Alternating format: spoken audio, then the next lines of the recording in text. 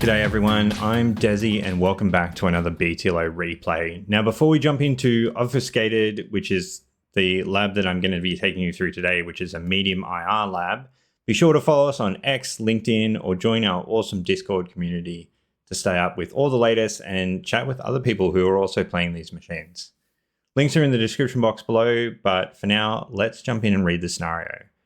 Data only accessible to the CEO was leaked by a Twitter account. The CEO has given you his personal laptop so you can investigate, help catch the criminal, and find out how this incident happened.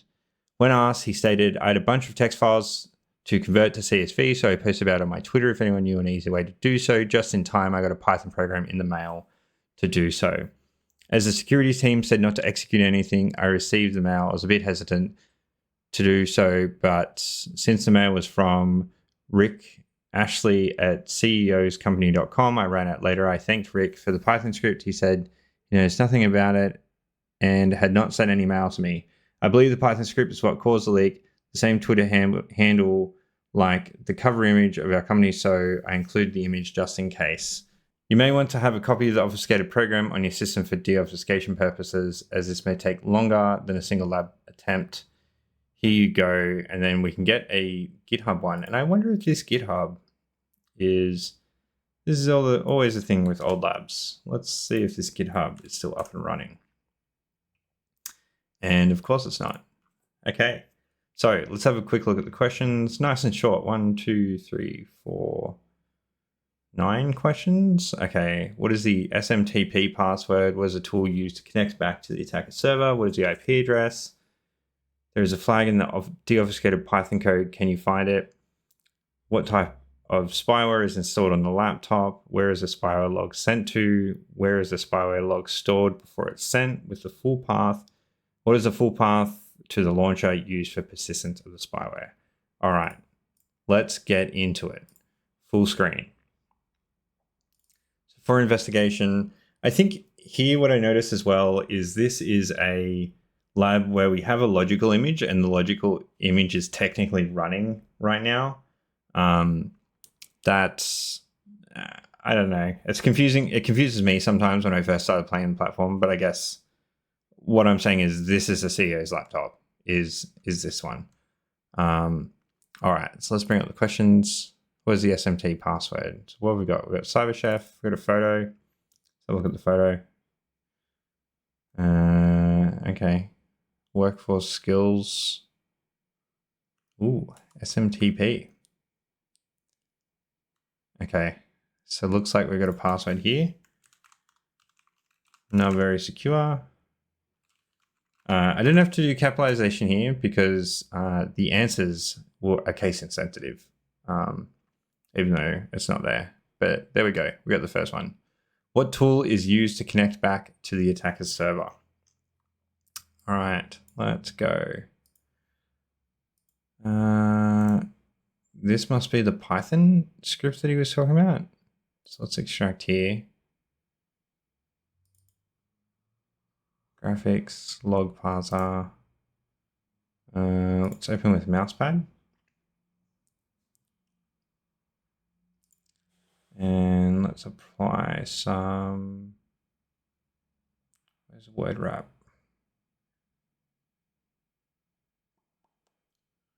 Oh, view, it should be in view. Numbers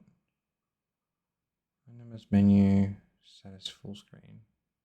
Document? Oh, here it is. It's in document. Let's go some word wrap. All right, so this isn't that long.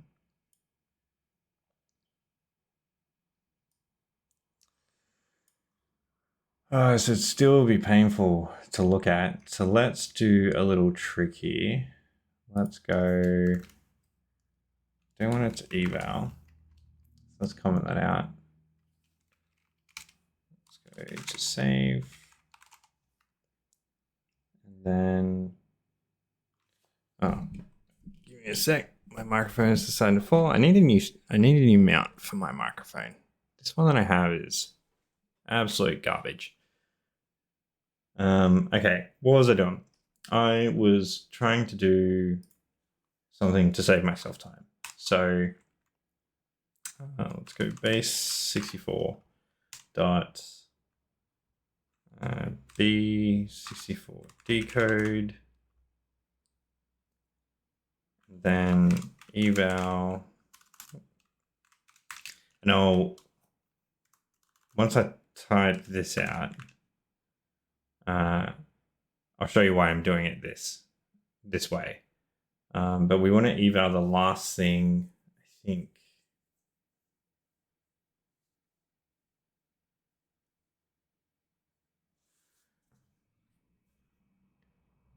This is what I want to do. So it's evaling, yeah. I want to eval this last string. Copy. So let's eval this. Close, close. And then we want to print join to save. Yeah. So what this is doing is it's compiling the code and essentially running it. We don't necessarily want to compile it, but we do kind of want to see what it's doing. So we're essentially doing the same thing. We're taking this string in here because you can see it's after it's compiling, it's executing. So yeah, we're taking this string in here, saving it to another variable, and then we just want to print it to see potentially if we can find out what it's meant to be compiling and see if there's like human readable strings in there. So let's save that. We've commented out that line. That's fine. Let's open up a command and cd to desktop. And I think it was for investigation. And then this is the log to C parser. And then we should be able to run Python log parser. And then let's output to a text file. So there we go. So it's outputted to a text file. Let's let that output. Sweet. So now we've got some human readable text. We can search through this now. So what tool was used to connect back to the attacker's server? So we're looking for some, I think, IP import as well. So we're probably looking for a line that's like an IP port. I mean, we could regex, but I'm just going to kind of scroll through and see if I can see anything to start with.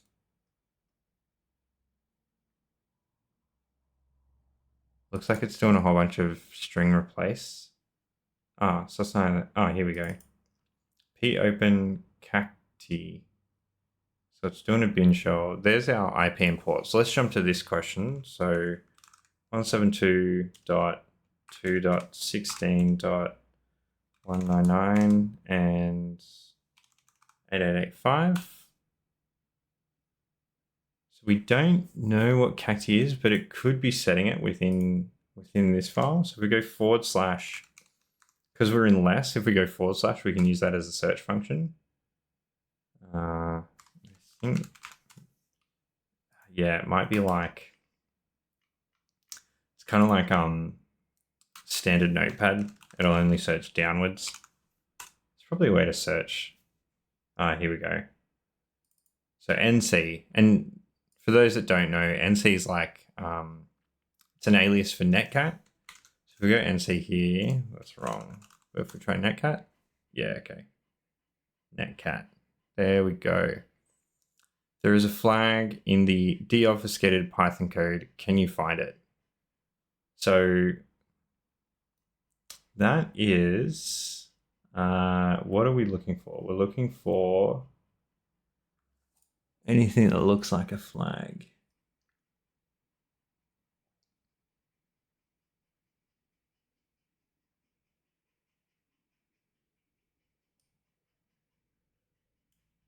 We have a log.txt here. No file, trace and try again.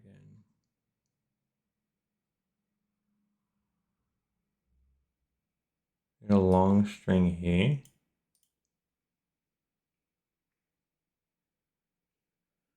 me see. Let's copy. That's not what I wanted. I want to copy all of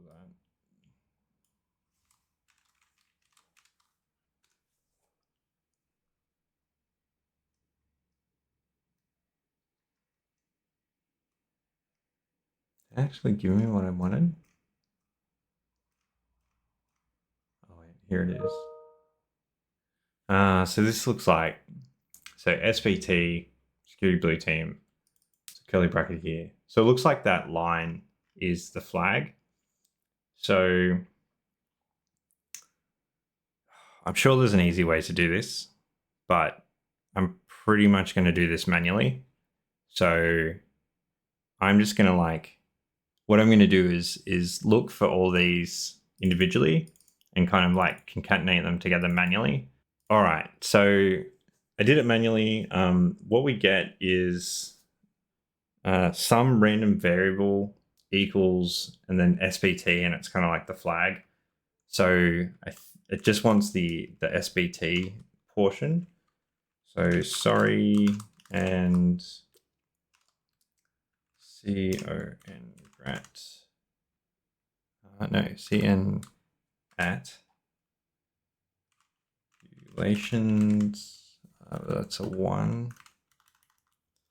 Goddamn lead speak. Not many had the energy to do this. There we go. All right, next question. What is the type of spyware installed on the laptop? So remember we're on the laptop. I saw that log.txt file before. So it was .log.txt. I'm in command line. So, and it's the user. So look, let's try the user file first. So grep rails. I want to look for .log.txt, and I want to search from my current directory through. So Rails is a good one. So we have .log.txt in the home directory. So Rails is a good one. It recursively searches. It's only going to give us the hits. And then we got an Ubuntu crash reporter.py. Okay, so that was really useful. So from kind of like that compiled code that we got out, we've now got 2 files that we could probably look in. We've got the git ignore. We can look at that as well. So let's have a look at this .log.txt file first. Okay, so it looks like, it's a keylogger. It's literally logging my keystrokes. So keylogger, sweet. And then what was the other? So I think this was in music. Stack AL. Then we got this Ubuntu crash reporter. So this is another Python script. And here we go. So we can see .log.txt. This looks like it. We want the mailbox. So I haven't checked yet. I don't know whether my clipboard wasn't working on the last investigation. Yeah, it's not working on this one either.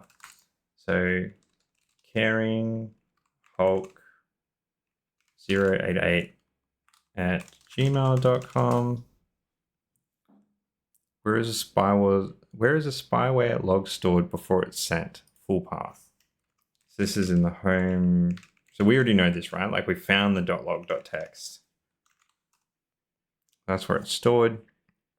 Now remember here, this dot in front means that the files are hidden. So what I always do when I look in directory is ls-al. So it removes the kind of like hidden files. But if we were just to type in ls, we actually don't get this file because it's saying hide this file from the user. But the tac-al overrides that. So I don't really notice it because I always just search for directories that way. But if you were wondering, that's why. So what is the full path to the launcher used for persistence of the spyware? So we might find that back in the Ubuntu crash reporter. Let's have a look.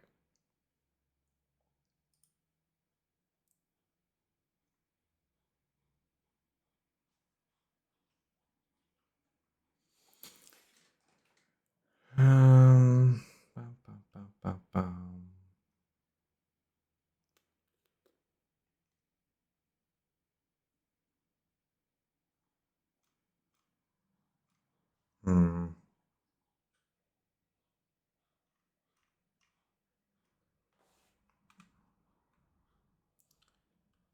Let's try and search. Let's try and search for this. I want to see.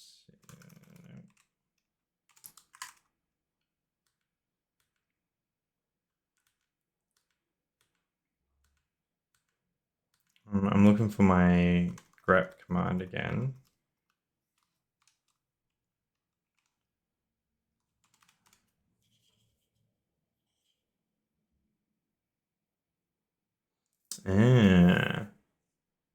That's in this, it looks like.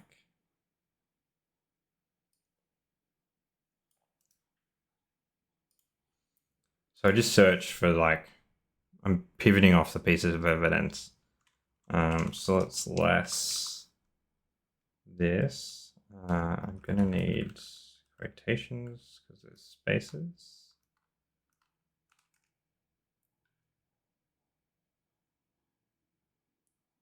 Yeah, and this is what's running the Python script. So again, this is in the Ubuntu home directory.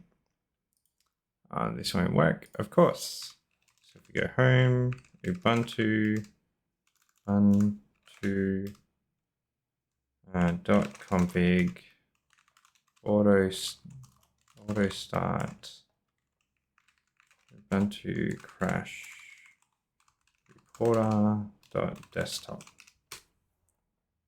Awesome, and that's it. So nice quick one for a medium IR lab. I think the hardest part would have been realizing you could run the output for the compile in Python